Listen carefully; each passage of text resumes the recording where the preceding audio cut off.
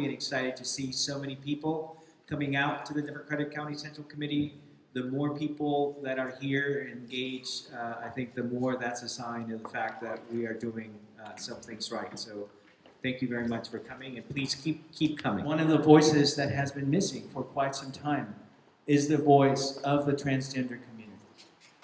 And at a time when Donald Trump is publicly targeting this community, I don't believe that we can say that we are doing our job and our work as a Democratic Party if a member of that community is not seated at this table. Yes. I am a community organizer. Most recently, I had the pleasure of standing in support with many members of the trans community, some of which are here today, in establishing the Compton's Transgender Cultural District. Thank you, Chairman Campos, for really doing the work of not just choosing the easy appointment, but really prioritizing the voices of the historically underserved and the underprivileged. So thank you. It is an honor to serve on this committee. Those in favor say aye. Aye. Any opposed? Any abstentions? It's unanimous. I, Mahogany. I, Mahogany. Do solemnly swear. Do solemnly swear. That I will support and defend. That I will support and defend. The Constitution of the United States. The Constitution of the United States. The Constitution of the State of California. And the Constitution of the State of California. Against all enemies. Against all enemies. Foreign and domestic. Foreign and domestic. That I will bear true faith.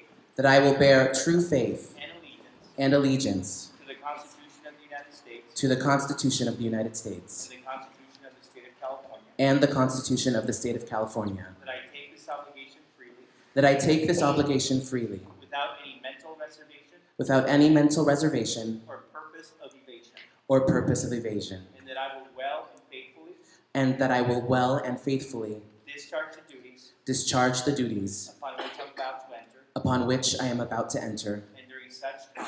And during such time. As I hold the office. As I hold the office. Of a member. Of a member. Of the San Francisco Democratic County Central Committee. Of the San Francisco Democratic County Central Committee. Congratulations. I'd like to make a motion that we approve the chartering of the Edwin M. Lee Asian Pacific Islander Democratic Club. So we have a motion and seconded by Representative Spear by acclamation without objection. Congratulations and thank you. I am the oldest child of immigrant parents who came to this country with virtually nothing. My dad brought 3 shirts, 2 pairs of pants, less than $100 in his pocket. My mom scrubbed floors, paid for her English lessons. They wanted, as many immigrants who come from Taiwan do, they wanted 4 surgeons, they got none. I grew up in a time where, in that community that Dave and I lived in, where we were the first Asian American family, and we faced invidious discrimination. Ugly racial epithets spray painted on our garage. Go home, gook, Jap, and chink. Listen to the ignorance. They couldn't get the insult right. Ugly racial epithets, right? The rocks through the windows, taunts, fights at school.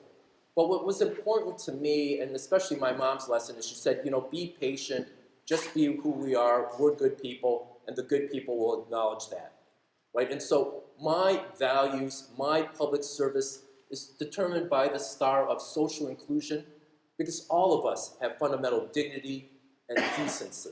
Everybody ought to be understood that you have value, and we want to enforce those values. And California today needs to be that bastion more than ever. Everybody is entitled to housing. I am so proud to be the state treasurer, and I said nobody pays attention, but since I've been the state treasurer, I've increased the building of new and rehabilitated housing by 83%. So I voted for 62 to repeal the death penalty.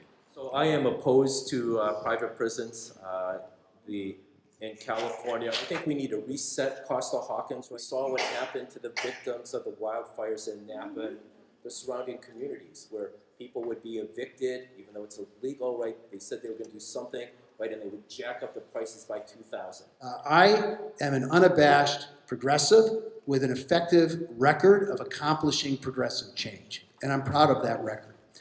I oppose the death penalty. My Democratic opponent My Democrat opponent supports the death penalty. I believe we need single-payer, universal health care coverage in this state, and we ought to enact SB 562. I'm the only person in this race that has formally endorsed SB 562. My Democratic opponent has not endorsed the bill.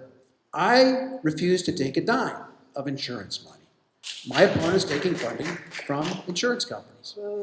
My opponent is taking funds from Walmart. I'm not taking a dime from Walmart because they refuse to allow unions to come in and organize, and because they outsource the health care of their employees to the Medi-Cal system. My opponent's taking money from the Broads, as well as the Charter School Association. My opponent's taking money from oil companies. I refuse to take a dime from oil companies. And were I Attorney General right now, I'd be investigating Exxon for what they knew and when they knew it about climate change. They've been denying climate change for decades, even though their very own scientists have said and sent memos up to the board, to the CEO, that climate change is real and it's going to have an impact on oil prices. Why aren't we joining the Massachusetts and New York Attorney Generals in an investigation of Exxon? We should be. If I were Attorney General, we would. I mean, one thing we need to not rely on any longer are private prisons. We ought to just get out of that. I believe that all immigrants ought to have a path to citizenship. I believe the Dreamers ought to have the ability to stay. I think there ought to be a clean renewal of the DACA legislation. Look, had I been Attorney General when Trump issued the first Muslim ban, I wouldn't have waited for Minnesota to file the lawsuit. I would have been ready to go. And I wouldn't have waited for Hawaii to file the second and third lawsuit against the Muslim bans. And I will do everything within my power as Attorney General to defend sanctuary cities and counties like this one. The key point of the Russia investigation to her is, key points are two. Transparency, making sure everyone knows what happened in 2016. And then the second point would be education. What can we learn from what happened in 2016 to make sure it doesn't happen again? Just in case everyone doesn't know, Senator Feinstein did vote against reopening the government, despite her feelings on what a shutdown means. The importance of passing a DREAM Act outweighed that. The problem that we have is an unseen problem, but also very, very serious to the future of the city. And this is about the vulnerability of our seawall, which provides flood protection of 500 acres of our city and protects our Muni station at the Embarcadero. We're here tonight just to share with you the problem that we've uncovered, the fact that we need to act now, and we really appreciate your time. We are going to have the questionnaires live on our website. We thought that it would be the most transparent way to have that information out there. And in fact, Adam's now uploaded them because the executive committee approved them. They're live on the website. So they're available now. We have already scheduled our date for the endorsement interviews for Saturday, March 17th. This is for the June election candidates and measures. It'll be in the Women's Building. Another March deadline actually is the responses for the mayor's race and for the District 8 supervisor races are due by 5 p.m. on March 12th. I have a cousin who works as a person in a dialysis facility, but I also have a friend who's an executive for DaVita. What really flipped it for me was all the support that you have. Those in favor say aye. Aye. Any opposed? Abstentions? Abstention by Senator Wiener. The ayes have it. The resolution passes. You know, the Plaza 16 Coalition has been organizing for like over 2 years and has gained the support of over 100 business and community organizations. So they're not actually just about opposing all development or any development in the mission. They're actually doing the work to come together and have a participatory community-based process to come up with a vision for what should be here and what are the community needs and making sure that the communities of color, families, low-income communities have a part in the decision-making process of what their neighborhoods look like and how it's shaped. This housing issue is so huge in the city, and the area is a blight because there isn't any housing. This particular block has nobody living there. There's no displacement issue. I just want to say that, as we go forward, I hope that whether this wins or loses, passes or loses tonight, I hope we don't see resolutions like this coming before us again, pitting one housing project against another. We need them all, and more of them, today. There's a crisis of housing that's accessible and affordable to people, and so to build more market rate housing in the mission is really only going to encourage people who want a weekend home or an empty nest home or a place to come.